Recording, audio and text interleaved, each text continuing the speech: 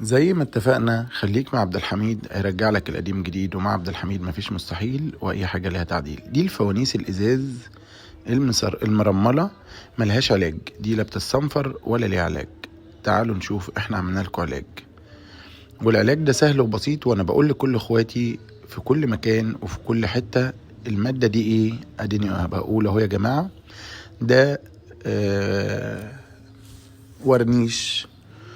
الورنيش ده بيعمل طبقة، بيسد المثانة ويدي شكل الفانوس، اكنك عملت بروتكشن كده بالظبط، بس الازاز بقى الابيض اللي بيرجع الفانوس جديد. دي افادة لكل حد فوانيسه بايظة وشكلها مش حلو ومرملة وما بتنورش كويس، كل ده بيفرق طبعا.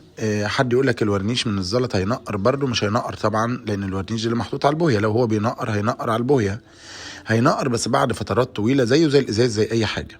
بس احنا حلينا المشكلة، احنا هنا حطينا تنر وطهرنا عشان الناس تبقى ملمة بالامر، ومش لازم تجيني انا قلت لك ده تعمله انت عادي جدا، انت واي حد، وبفيد كل الناس بكل المعلومات. احنا قناتنا قد تكون قناة تعليمية اكتر من انها تكون قناة بيع وشراء، او ان انت تيجي تعمل عندي حاجة. ده الورنيش يا جماعة، لازم تطهر تحتيه كويس جدا، وينفع بعد كده تاخد طبقة الورنيش دي طبقة صنفرة وتاخدها وش تاني.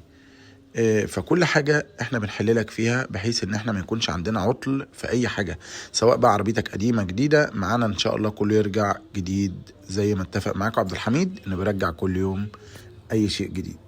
طيب تعال نشوف، احنا هنا مدينا الورنيش، الازاز رجع جديد لنج، والمثانة اتسدت اللي كان فيها مشاكل، والفانوس هيرجع القمرة زيرو. ايه الدليل على النور هيبقى حلو؟ ان انت هتلاقي القمرة منورة زيرو، يعني الخرابيش والكلام ده مش موجود اصلا، والتنقير ده هو ده بيكون من الزلط او الرملة. في ناس بقى بتحط بروتكشن وبرده ده ما بيكونش ناجح قوي، لكن انتوا زي ما انتوا شايفين شكل الحاجه دي كلها فوانيس كانت منقره ورجعت جديده، استنونا طبعا في فيديو جديد وفكره جديده وحل مشكله جديده. ممكن تكون الكاميرا مش موضحه كل حاجه، بس ان شاء الله اللي جاي احلى واقوى، وهوضح لكم في فيديو تاني. وده برده الازاز المخربش وحاجات كتيره، انا لسه هوريكم فيديوهات تانية في الفوانيس. بصوا المنظر ما شاء الله، ولا نقره ولا الازازه مغيمه ولا حاجه، والنور بيبقى 10 على 10، وده بالضمان وباللي انا بقوله، وانا بفيد وما بعيدش ولا زيد، انا بس الكلام ده عشان افيد الناس كلها. فوانيس رجع الجديده بتبرق اهي زي ما انتم شايفين، والاضاءه تبقى زي الفل. استنونا طبعا فيديو جديد وفكره جديده وحل مشكله جديده، والى اللقاء.